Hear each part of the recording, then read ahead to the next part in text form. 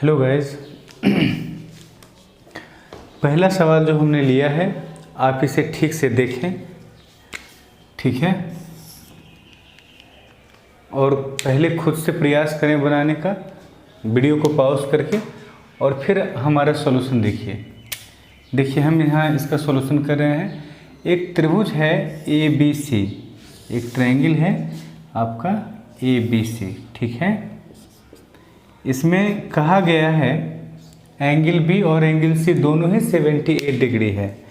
कभी भी किसी ट्रायंगल में अगर दो एंगल आपको समान दिखे तो आपके माइंड में तुरंत ये बात क्लिक करनी चाहिए कि डेफिनेटली ये ट्रायंगल क्या है, आइसोसेलेस, यानी समद्विबाहु, यानी AB और AC दोनों क्या होगा, समान होगा। अब कहा जा रहा है आपसे कि AC तथा AB पर दो बिंदु हैं D और E, है ना। AC पर है D, चलिए इसी को हम D मान लेते हैं और इसे हम E मान लेते हैं। ध्यान रहे AB और AC दोनों समान है। दो बिंदु हैं D तथा E। DBC का वैल्यू आपको दिया गया है 51 डिग्री। मतलब अगर हम इसे ऐसे मिला दें तो ये एंगल आपका कितना होता है, 51 डिग्री। अब देखिए अगर टोटल 78 है तो ये हमारा कितना बचेगा, 27। इधर वाला कितना बचेगा, 27। और ये भी हम निकाल सकते हैं इससे। ये हमारा क्या हो जाएगा, अगर ये हमारा 78 है, ये 51 है, तो हम वो हमारा क्या होगा, 180 माइनस 78 प्लस 51, 8 1 9 यानी 1, 7 5 12, 17 में 12 गया 5, यानी ये भी हमारा क्या होगा, 51। अभी हमने आपको क्या कहा था कि जब भी किसी ट्रायंगल में दो एंगल आपको समान दिखे तो आप समझ जाइएगा कि वो कैसा ट्रायंगल है, आइसोसेलेस है, यानी दो साइड उसका बराबर होगा। तो अब इसमें हमारा कौन सा दोनों साइड बराबर होगा, BC और DC बराबर आपका हो जाएगा, है ना। ट्रायंगल BCD में B और D एंगल दोनों समान है तो BC और DC हमारा समान हो जाएगा, यानी BC और DC को हमने ये सिंबल दे दिया दोनों के इक्वल होने का। आगे आपसे कहा जा रहा है कि एंगल ECB, मतलब हम इसे मिलाते हैं ECB, इसे हमने ऐसे मिला दिया।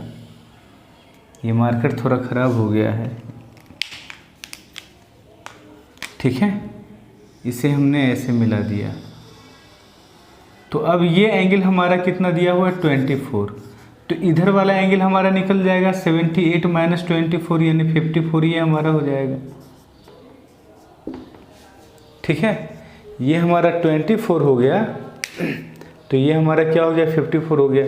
यहाँ से एक एंगल और हम ये फाइंड आउट कर सकते हैं। ये हमारा क्या हो जाएगा बताइए, ये हमारा हो जाएगा, ये है हमारा 78 और ये हमारा है 24, तो ये हमारा क्या हो जाएगा, 180 माइनस 78 प्लस 24,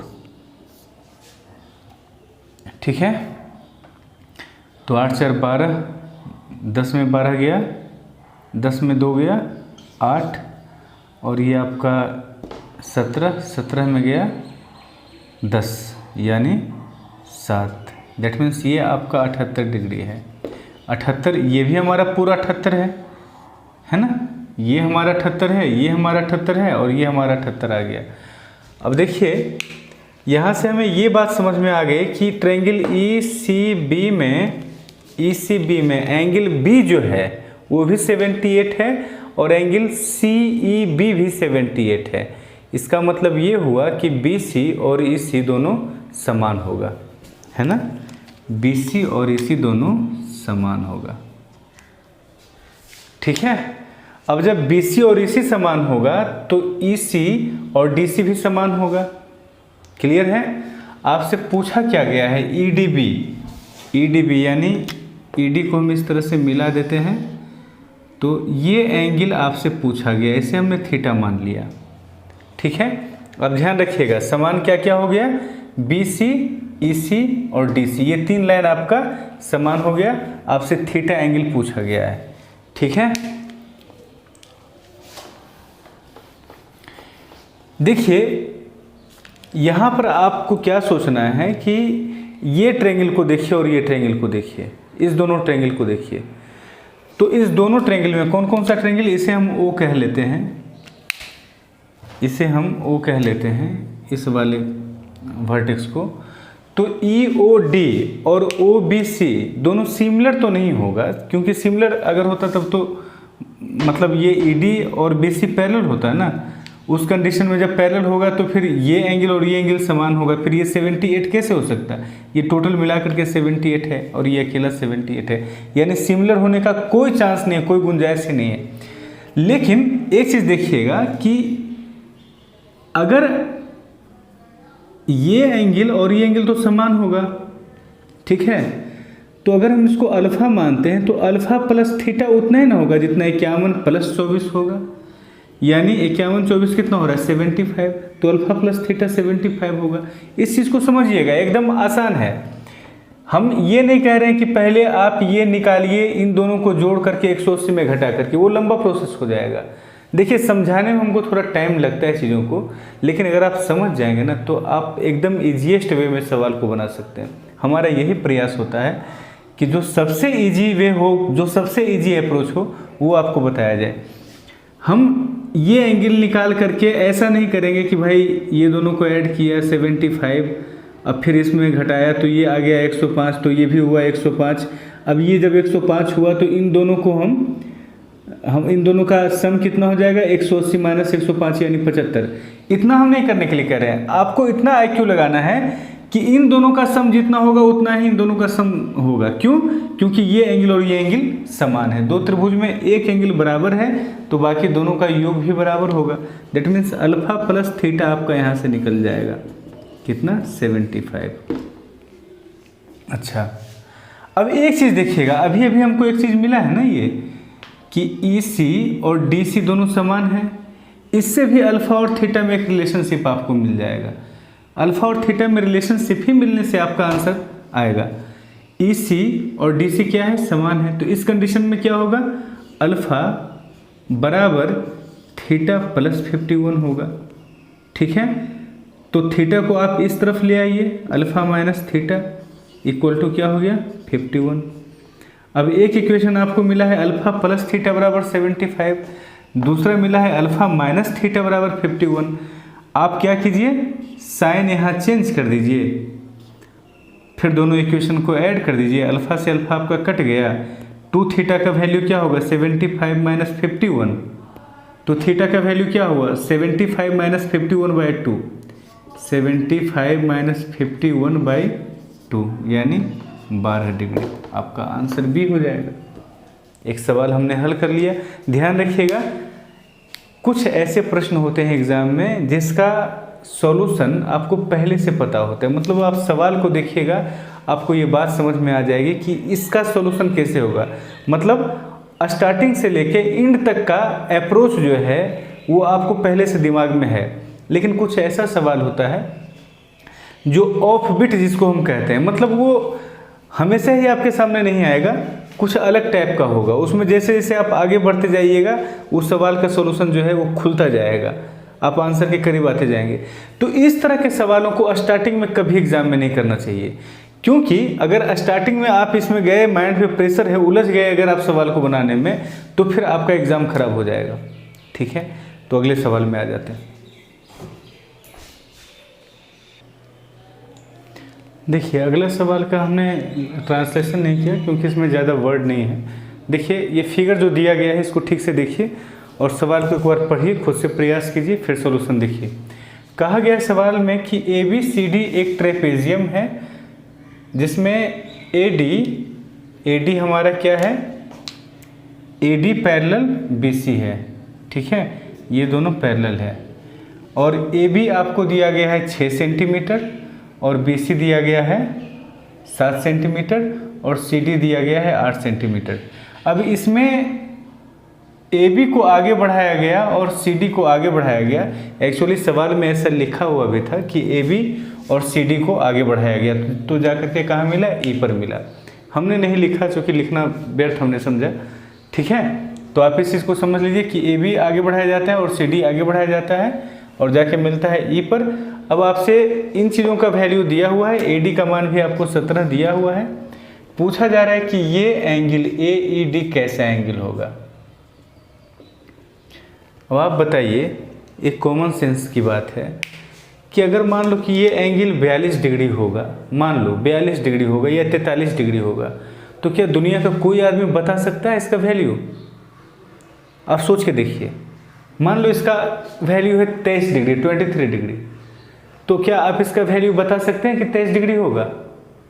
तो डेफिनेटली इसका ऐसा वैल्यू होगा जिसका मान बताया जा सकता है। 80 नहीं होगा, 80 अगर ये होगा ना तो आप नहीं बता सकते हैं, 100 होगा ना तो आप नहीं बता सकते हैं। आप मेरी बात को समझ रहे हैं? 120 होगा तब भी आप नहीं बता सकते हैं। आप जब भी बताएंगे तभी बताएंगे जब ये 90 होगा, यानी सवाल को बनाने की कोई आवश्यकता नहीं, सवाल तो ऐसे ही ढेर हो गया। आंसर हमारा क्या होगा? 90। 80 डिग्री किसी कोण का वैल्यू आप कैसे बता दीजिएगा? हम साइड आपको दे देंगे, ये 7 है और मान लो कि ए भी 6 है, और आप सॉरी ए भी कुछ भी रहे हम निकाल लेंगे सिमिलरिटी करके। ए बी का ई बी का वैल्यू हम निकाल लेंगे, ई सी का वैल्यू हम निकाल लेंगे, बी सी का मान दिया हुआ है। तो ये क्या हम बता सकते हैं कि ये 80 डिग्री होगा? अगर मान लो हो भी जाएगा तो कोई फॉर्मूला आप लगा करके नहीं निकाल सकते हैं। 120 डिग्री पर थोड़ा बहुत संदेह भी है क्योंकि ये 90 + 30 है, तो हो सकता है कि 90 + 30 हो जाए। ऐसे संभावना बहुत कम है, मतलब 1-2% के बराबर है कि 120 होगा। एग्जाम में ये सवाल आएगा तो हल नहीं करेंगे, कभी भी ऐसा ऑप्शन रहेगा तब। हाँ, ऑप्शन में ऐसा रहे 90 डिग्री, 60 डिग्री, 45 डिग्री, इस तरह का ऑप्शन रहे तब आपको सवाल हल करना पड़ेगा। आप समझ रहे हैं मेरी बात को? चलिए अब इसको सॉल्व करके हम आपको दिखाते हैं कि इसका आंसर क्या होगा। देखिए ए बी, ये ट्रायंगल EBC और ट्रायंगल EAD, समझ रहे हैं? EBC और EAD यानी छोटा वाला ट्रायंगल और बड़ा वाला मेन ट्रायंगल, दोनों क्या हो जाएगा बंधु? सिमिलर होगा। जब सिमिलर होगा तो हम ये कह सकते हैं कि 17/7 बराबर EA बटा EB। 17/7 बराबर क्या? EA, जो कि 6 प्लस, चलो इसको x मान लेते हैं, बटा x होगा। अगर इसको हमने x माना तो 6 + x बटा x होगा। यहाँ से आपका x का वैल्यू आ जाएगा। कैसे? क्रॉस मल्टीप्लिकेशन कर दीजिए, 17x और ये वाला 7x घट के क्या हो जाएगा? 10x equal to 7×6 = 42। तो x का मान क्या होगा? 4.2। ये क्या हो जाएगा? 4.2। अब देखना, जब ये पैरेलल है तो हम ऐसा भी कह सकते हैं कि EB और BA उसी रेशियो में होगा जिस रेशियो में EC और CD होगा। तो ये 6 × 7 = 42, तो ये 8 × 7 क्या होगा? 56, यानी इसका वैल्यू 5.6 होगा। ठीक है, दैट मीन्स हमारा जो ट्रायंगल ऊपर वाला है ना EBC, ये समबाहु नहीं है। समबाहु अगर होता ना तो हम कह देते कि ये 60 डिग्री का है। अब समबाहु नहीं है तो कैसा ट्रायंगल ये हो सकता है? चेक कर लेंगे। हमने आपसे कहा था ना कि जब भी तीनों साइड आपको दिया हुआ रहे तो ज़्यादा चांस ये होता है कि या तो वो समद्विबाहु यानी आइसोसेलेस हो, या समबाहु यानी इक्विलेटरल हो, या फिर राइट एंगल होने का चांस ज़्यादा होता है। क्या ये ट्रिपलेट में आएगा? आप ज़रा देख लीजिए। जैसे रेशियो क्या है तीनों साइड का? 42, 56 और 70। रेशियो में ऐसा कह सकते हैं ना। इसका अगर हम डेसिमल हटा दिए तो डेसिमल हटाने का मतलब क्या होता है? 10 से गुना करना। इसका भी डेसिमल हटा दो, यानी 10 से आपने गुना कर दिया। चलिए इसका भी डेसिमल, इस पर भी आप 10 से गुना कर दीजिए, तो रेशियो आपका क्या होगा? 42, 56 और 70। काट दो सबको, है ना? 14 × 3 = 42, 14 × 4 = 56, 14 × 5 = 70। यानी ये कैसा ट्रायंगल है? इतना लिखने की आवश्यकता आपको नहीं होनी चाहिए एग्जाम में, ये हम आपको समझाने के लिए लिख दे रहे हैं। आप यहीं देखिएगा कि ये 42 है, ये 56 है, ये 70 है। 14 × 3 = 42, 14 × 4 = 56, 14 × 5 = 70। यानी अनुपात क्या हुआ? 3, 4, 5 का। अगर 3, 4, 5 का अनुपात है दैट मीन्स डेफिनेटली वो एक राइट एंगल ट्रायंगल है। और राइट एंगल ट्रायंगल में सबसे बड़ा साइड कौन हमारा हो गया? ये। अगर ये सबसे बड़ा साइड है इसका मतलब इसके सामने वाला कोण क्या होगा? 90 डिग्री, जो कि हमारा D नंबर ऑप्शन है। अगले सवाल में आ जाइए। देखिए अगला सवाल ट्राई कर लीजिए पहले। ठीक है, पूछा है आपसे एंगल टी, इसका मान पूछा है, शॉर्ट में इसे हम टी कहते हैं, आरटीपी को। ठीक है, कहा गया है समचतुर्भुज है क्या, ए बी सी डी। समचतुर्भुज के बारे में थोड़ा सा इन्फॉर्मेशन हम आपको देते हैं।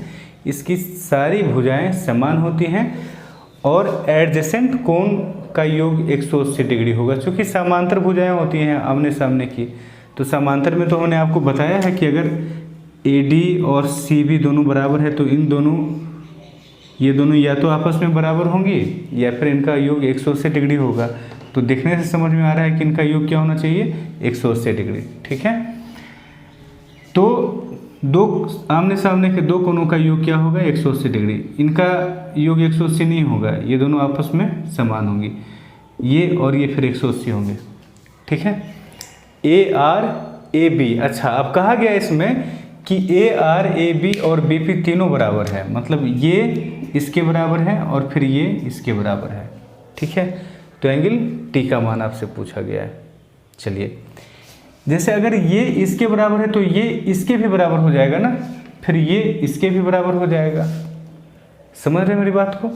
तो अगर हम इसको थीटा मानते हैं तो ये क्या हो जाएगा, ये भी थीटा हो जाएगा। इसे हम अल्फा मानते हैं तो ये भी क्या हो जाएगा, अल्फा हो जाएगा। और ट्रायंगल डी आर ए में ये एक्सटर्नल एंगल है, यानी ये 2 थीटा के बराबर हो जाएगा। उसी तरह से ये 2 अल्फा के बराबर हो जाएगा। और इन दोनों का योग क्या होगा, 2 थीटा प्लस 2 अल्फा, 2 कॉमन ले लेते हैं, इन दोनों का योग क्या होगा, 180 डिग्री। तो यहाँ से अल्फा प्लस थीटा क्या हो जाएगा, 90 डिग्री। अल्फा प्लस थीटा आपका क्या हो गया, 90 डिग्री, यानी इनका और इनका योग 90 डिग्री हो गया। तो ये कितना बचेगा, ये भी 90 बचेगा। आधार पर के दोनों कोणों का योग है 90 डिग्री, तो शीर्ष पर का कोण क्या हो जाएगा, 90 डिग्री। ठीक है, समझ रहे मेरी बात को?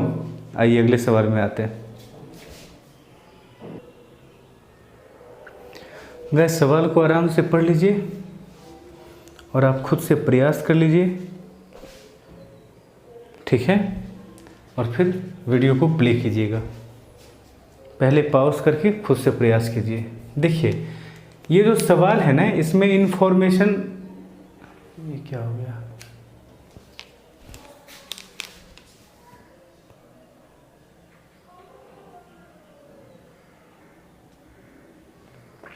सॉरी गाइस, इलेक्ट्रिसिटी में कुछ प्रॉब्लम हो गया है, जिसके कारण ये शायद आपको देखने में, चलिए काम चलाओ तो दिखाई दे रहा है। देखिए, कुछ सवाल ऐसा होता है जिसमें आधा इन्फॉर्मेशन आपको यहाँ मिलेगा, आधा इन्फॉर्मेशन फिगर में मिलेगा। तो दोनों ही का इन्फॉर्मेशन के आधार पे आपको सवाल को सॉल्व करना होगा। ठीक है, अब देखिए, कहा गया है सवाल में आपका कि DN, AM और EC तीनों लाइन पैरेलल है। जैसे ही तीनों लाइन पैरेलल है तो पैरेलल देता ही है इसलिए ताकि कुछ सिमिलर ट्रायंगल बने और सिमिलरिटी के कॉन्सेप्ट को लेकर के आप आगे बढ़ें। ठीक है, तो पहली बात तो ये कि ABM और BEC ये दोनों सिमिलर होगा। इसके लिए हम करते हैं क्या, इसे हम कहते हैं अल्फा, इसे हम कहते हैं बीटा, और ये हमारा है थीटा, तो ये भी हमारा होगा थीटा। सम्मुख कोण है ना दोनों, यानी वर्टिकली अपोजिट एंगल्स है। अब देखिए, अगर ये और ये अगर पैरेलल है तो ये वाला कोण और ये वाला कोण दोनों का योग तो 180 नहीं हो सकता है, बराबर ही होगा, यानी ये हमारा कोण क्या होगा, अल्फा। ये और ये पैरेलल है तो ये हमारा क्या होगा, बीटा। इसे एकांतर कोण कहा जाता है, यानी अल्टरनेट एंगल कहा जाता है। खैर, उस झंझट को छोड़िए। अब देखिए, ट्रायंगल हमारा जो है वो कौन कौन सा ट्रायंगल अभी सिमिलर हुआ है, BAM, यानी थीटा से अल्फा, अल्फा से बीटा हम गए, तो इसमें भी थीटा से अल्फा, अल्फा से बीटा आप जाइएगा, यानी BCE। BAM सिमिलर है किस चीज़ के, BCE के। ठीक है, अब देखिए, इसमें आपको AB का वैल्यू 5 दिया हुआ है और BC का वैल्यू 10 दिया हुआ है। AB इस वाले ट्रेंगल यानी एबीएम ट्रेंगल का साइड है, जहां की बीसी बीईसी ट्रेंगल का साइड है, और दोनों ही कोरिस्पोंडिंग है, माने दोनों ही एक दूसरे का संगत है। संगत क्यों है? क्योंकि ए बी जो है ना वो थीटा और अल्फा के बीच का साइड है, और इसमें बी सी जो है वो भी थीटा और अल्फा के बीच का साइड है। यानी इससे ये समझ में आता है कि इसके एक साइड, इसका एक साइड, इसके एक साइड का डबल है, तो वही रेशियो हर एक संगत भुजा में होगी। यानी अगर EC 18 है तो AM हमारा क्या होगा? 9 होगा। अगर EC 18 है तो हमारा AM क्या होगा? 9 होगा। अच्छा, वैल्यू आपसे किस चीज़ का पूछा गया? DC का। अब देखिए एक और ट्रेंगल आपके सामने है, वो ट्रेंगल कौन सा है? DNC। अब इसमें एक लाइन खींचा गया है AM जो कि पैरेलल है DN के, तो AMC। देखिए DNC और AMC ये दोनों ट्रेंगल क्या हो जाएगा? सिमिलर हो जाएगा। जब सिमिलर हो जाएगा तो संगत भुजाओं का अनुपात यहाँ क्या है? 15 और 9। 15 और 9 का मतलब क्या है?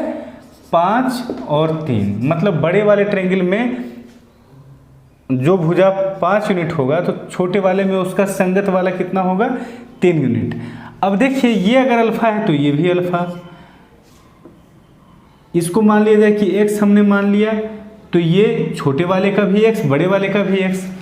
तो छोटे वाले में AC यानी अल्फा से x, बड़े वाले में DC का क्या होगा? संगत होगा। तो आपको छोटे वाले का वैल्यू पता है, यानी 3 यूनिट का वैल्यू कितना दिया गया? 5 + 10 15। तो बड़े वाले का वैल्यू क्या हो जाएगा? 5 यूनिट। 3 × 5 = 15, 5 × 5 = 25। आपका आंसर क्या हो जाएगा? 25। ठीक है बंधु, हमारा प्रयास ये रहता है कि हम ज़्यादा से ज़्यादा कॉन्सेप्ट आपको दें, इसलिए थोड़ा सा हम ज़्यादा समय लेते हैं सवालों को समझाने में, और हम समझते हैं कि टीचर का यही कर्तव्य है कि थोड़ा समय ज़्यादा लेना ही चाहिए सवालों को समझाने में। अगर जल्दीबाजी हम करेंगे तो उससे बहुत ऐसा कॉन्सेप्ट होगा जो कि आप नहीं समझ पाएंगे।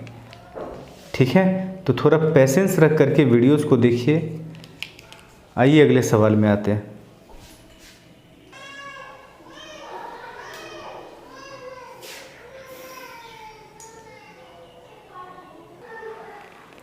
देखिए एकदम सिंपल लैंग्वेज में है, इसलिए एक ही लैंग्वेज में हमने इसे भी लिखा। हालांकि इसका फिगर नहीं बना करके दिया गया है सवाल में, फिर भी कहा गया है कि ABC में AB पर कोई बिंदु P इस प्रकार है ना, कि ACP और ABC दोनों क्या है? समान है। आ जाइए देख लेते हैं सवाल को। पहले एक ट्रायंगल हम बनाते हैं, ये हमारा है ABC। ट्रायंगल क्या है? ABC। अब कहा जा रहा है कि AB पर, चलिए AB पर एक बिंदु हम ले लेते हैं P, ये हमने ले लिया P। ठीक है, अब आपसे कहा जा रहा है सवाल में कि ACP तो मिलाना पड़ेगा इसे, ACP और ABC, यानी ये अगर हम थीटा लेते हैं तो ये भी हमारा क्या हो जाएगा? थीटा। फिर सिमिलरिटी वाला सवाल आ गया। 2018 वाला जो हमने सेट कराया था उसमें इस तरह का एक प्रश्न था आपके सामने। ठीक है, और राइट एंगल वाला जो हमने प्रूफ दिया था, बार बार हम आपसे कहते हैं कि जब भी ये एंगल इसके बराबर होता है तो सीधा आपके दिमाग में क्या जाना चाहिए कि दो ट्रायंगल है। कौन कौन सा ट्रायंगल? ये किसका एंगल है? पहले इसको देखिए, ये किस ट्रायंगल का एंगल है? APC का। ठीक है, तो एक ट्रायंगल हुआ APC और एक ट्रायंगल हुआ ABC, जिसमें ये कोण और ये कोण बराबर हुआ। ये कोण तो कॉमन हो गया, ये दोनों ही के लिए है। इसको अगर हम अल्फा कहते हैं तो बड़े वाले ट्रायंगल और छोटे वाले ट्रायंगल दोनों ही के लिए है। तब जब दो कोण कॉमन हो गया दो ट्रायंगल में, तो तीसरा तो अपने आप बराबर हो जाएगा। यानी अगर हम इसे x मानते हैं तो ये हमारा, अब देखिए x हम माने ये किसको? छोटे वाले ट्रायंगल में एक एंगल को हम माने हैं x। वो एंगल कौन सा है? अल्फा और थीटा को छोड़कर तीसरा जो एंगल है।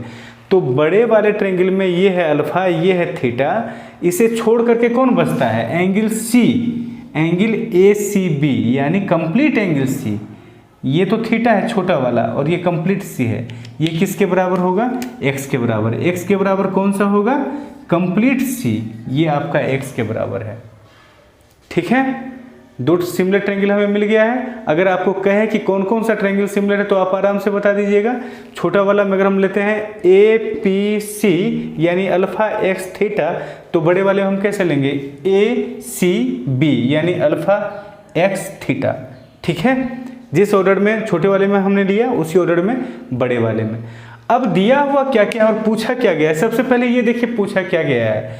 पूछा गया है आपसे AP का लंबाई, AP का लंबाई, AP का लंबाई को हमने मान लिया A। ये छोटे वाले ट्रायंगल का एक साइड है ना? और कौन सा साइड है? थीटा के सामने वाला। ठीक है, छोटे वाले ट्रायंगल में कोई दूसरा दिया है? जरूर दिया होगा, नहीं देगा तो सवाल ही नहीं बनेगा। छोटे वाले ट्रायंगल में कोई और साइड दिया होगा। देखिए AC का वैल्यू दिया हुआ है ना, तो AC तो छोटे वाले का भी साइड है, बड़े वाले का भी साइड है, तो हम छोटे वाले को भी कंसीडर कर रहे हैं। तो ऊपर में हमने लिखा थीटा के सामने वाला एंगल A और नीचे में हम क्या लिखेंगे? x के सामने वाला। ठीक है, किसके सामने वाला? x के सामने वाला। अच्छा, CP का भी वैल्यू आपको दिया हुआ है तो आप CP भी ले सकते हैं। चलिए, आप जो लेना है वो ले सकते हैं, एक ही बात है। जैसे हम x के सामने वाला यानी 9 ले रहे हैं। ठीक है, अल्फा ये थीटा के सामने वाला पूछा और x के सामने वाला हमने लिया। अब बड़े वाले ट्रायंगल में आ जाइए। थीटा के सामने वाला लिखिए। थीटा के सामने वाला कौन सा है? थीटा के सामने वाला AC, तो लिखिए आप यहाँ पर 9। और नीचे में आपका x के सामने वाला कौन सा है? अच्छा, अब देखिए बड़े वाले में x के सामने वाला नहीं दिया गया है आपको। x के सामने वाला तो AB है ना। ठीक है, तो इसमें जो हम x के सामने वाला लिए हैं ये अब नहीं लेंगे, अब इसको हटा देंगे। ठीक है, बड़े वाले में हमको दिया गया है BC यानी अल्फा के सामने वाला, तो छोटे वाले में अल्फा के सामने वाला दिया गया है भाई। CP का वैल्यू आपको दिया गया है 12, यानी हम नीचे में हम यहाँ 12 लिखते हैं।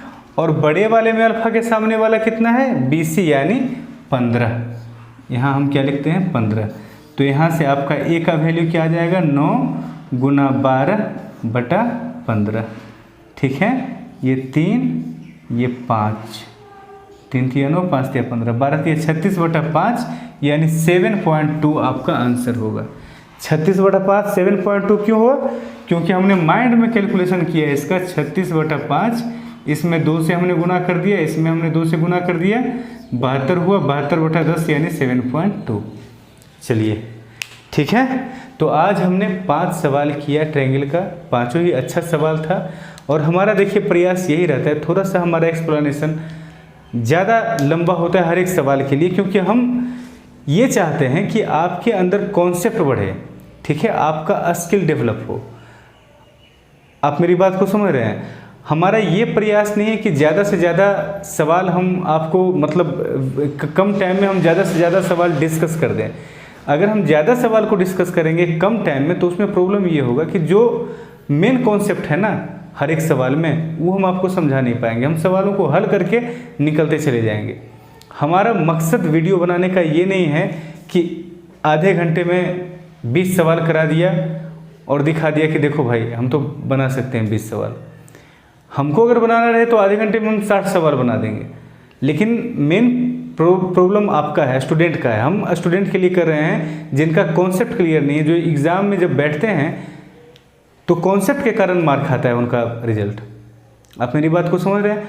तो हमारा यही प्रयास है। तो आप हमारा वीडियो देखिए और थोड़ा पॉजिटिवली देखिए और इन चीज़ों को समझिए। हमारा एक अलग विज़न है। हम बस अगर चाहें तो हम भी ऐसा कर सकते हैं, ध्यान में रखिएगा। अगर हम चाहें तो ऐसा कर सकते हैं कि फटाफट बस सवाल को हल करके, जैसे अगर हमको खुद सेट बनाना होगा तो क्या हम इतना एक्सप्लेन कर करके बनाएंगे? अगर 10 सवाल खुद ही हमको बनाना रहेगा तो इतना एक्सप्लेन कर करके तो नहीं बनाएंगे। तो वही काम अगर हम यहाँ पे आके कर दें तो उन लोगों को प्रॉब्लम होगा जिनके पास कॉन्सेप्ट नहीं है। ठीक है, मिलते हैं हम लोग अगले वीडियो में। आप लोग आराम से हमारा वीडियो देखते रहिए। अगर ज़्यादा लेंथी कहीं लगे तो थोड़ा फास्ट फॉरवर्ड आप कर सकते हैं। ऐसे हम समझते हैं कि हर एक कॉन्सेप्ट जो हम बोलते हैं वो टॉपिक से रिलेटेड होता है, फिजूल कुछ होता नहीं है। ठीक है, तो आराम आराम से भी चीज़ों को किया जा सकता है, हड़बड़ाने की कोई बात नहीं है। मिलते हैं नेक्स्ट वीडियो में।